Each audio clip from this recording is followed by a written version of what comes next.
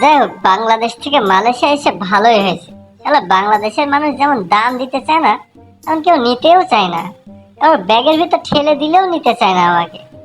দেখ, মালয়েশিয়া এসেছি, যেমন সম্মানের সাথে মানুষ ইচ্ছা মতো নিয়ে যাচ্ছে, তেমন দামও আমার আছে। যাই হোক, তো ওদের কি অবস্থা একটু খোঁজ খবর নেওয়ার দরকার।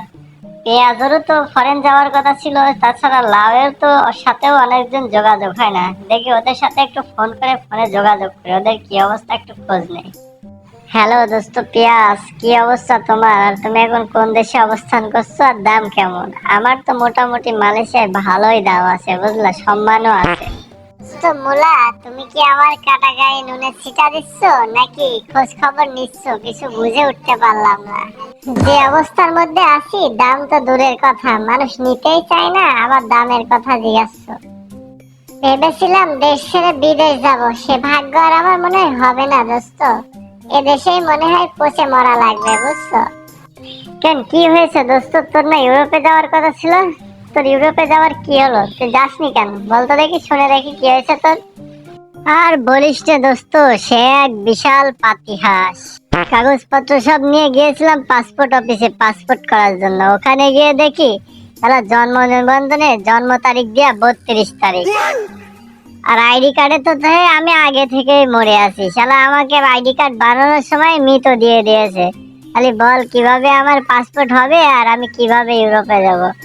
এরা করবে ভুল, আর সেই ভুলের মাসুল দিতে হবে আমাদের। কোথায় যাব, কার কাছে গিয়ে যে এটা সংশোধন করব ভেবে পাচ্ছি না।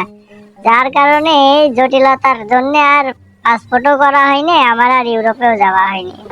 আরে বোকা, হাল ছেড়ে দিলে চলবে না, ওটা সংশোধন করার চেষ্টা করতে থাক, হয়ে যাবে।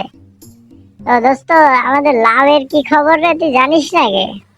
না রে দোস্ত, নিজের টেনশনেই বাঁচি না, আর একজনের খবর কিভাবে রাখবো? তুই একটু ফোন দিয়ে খোঁজ নে, খবর নিয়ে দেখ ওদের কি অবস্থা।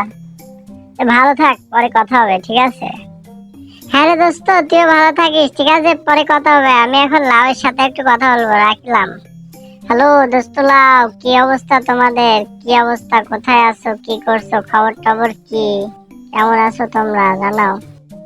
আর বলিও না দোস্ত, কি খবর তোমারে যে শোনাবো, বুঝে উঠতে পারছি না। দাম কম বলে মালিক বিক্রি করে না, গাছে ঝুলাই রাখতে রাখতে রাখতে বয়সটাও পার করে দিল।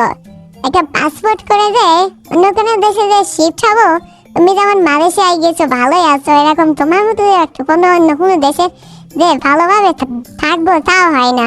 বয়স তো শেষ হয়ে গেছে, পাসপোর্টও আর হবে না মনে হয়, এদেশেই পচে পড়া লাগবে। তোমাদের ওপরে এত অত্যাচার অন্যায় আমি তো মেনে নিতে পারছি না। তোমরা আমাদের জাতীয় ভাই বোন, তোমাদের ওপরে এত অন্যায় অত্যাচার আমার আর সহ্য হয় না।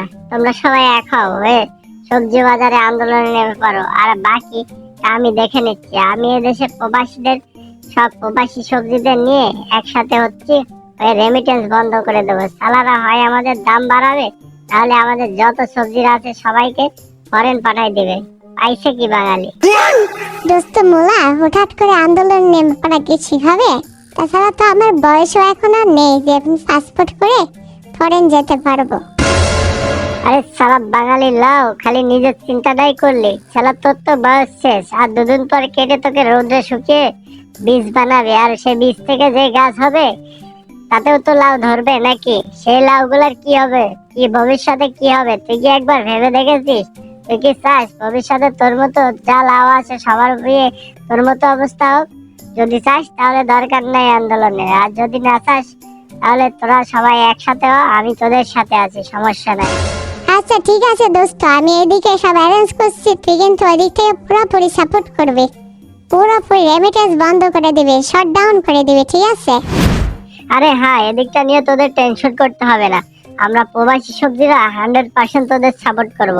তোরা শুধু একটু আমাদের দিকটা দেখিস, ঠিক আছে ভাই? আমরা যে সকল সবজিরা প্রবাসে থাকি তারা যদি কেউ পচে যায়, তোরা শুধু বাংলার মাটিতে নিয়ে ফেলার ব্যবস্থাটা করে দিস ভাই, তাহলেই হবে।